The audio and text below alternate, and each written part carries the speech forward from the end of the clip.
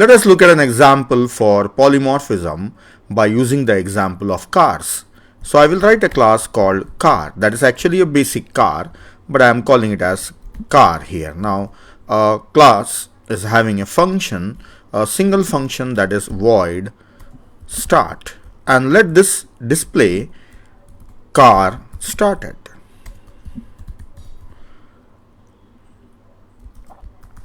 And endl. Now let us take another class for Innova car that is inheriting from base class car. So it will have the function start available here also, but it will override and have its own function for starting. So start. So let us write a message, just a message here, that Innova started,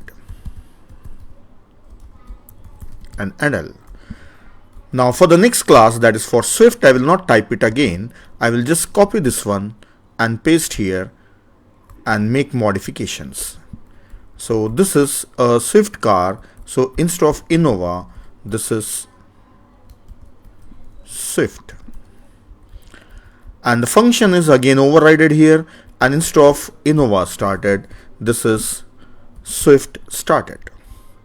So that's it. I have three classes here, that is class car having a function start which display car started, a class for Innova which is inheriting from car class and displaying a message that is Innova started, and a Swift car class which is inheriting from car and it is overriding a function that is start and displaying a message Swift started. Now let us go to main function and take a pointer of type car, and to this pointer let us assign a new Innova and call function start. This function is present in car class also and Innova also, and I guess you know already which function will be called. So you can see the function of car, it is void start, and this is also void start. If I run, whose function will be called? Let me try this first. Car started, but the object assigned to is Innova. So whose function must be called? Innova's function. So you know well what I have to do here. Yes, I have to make this function as virtual.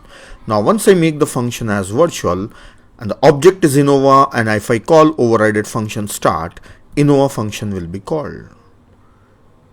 Yes, Innova started. Now let us continue my example, and I say to the same pointer P, I say Swift, and I will assign the object of Swift. Dynamically I am creating an object and assigning it, and again I will say P dot start. Now whose function will be called? If I run this, first time Innova, next time Swift function will be called. Yes, Innova started and Swift function, that is Swift started functions are called. So you can see that this line and this line is as it is same, but the functions are different. It is just like you imagine you are sitting in an Innova car and you are calling it as a car, and you said I will start a car. So who got started? Innova started. You are sitting in Swift and say I am starting a car. Again P is a pointer of type car. You say I am starting a car. So who will start? Swift car will start.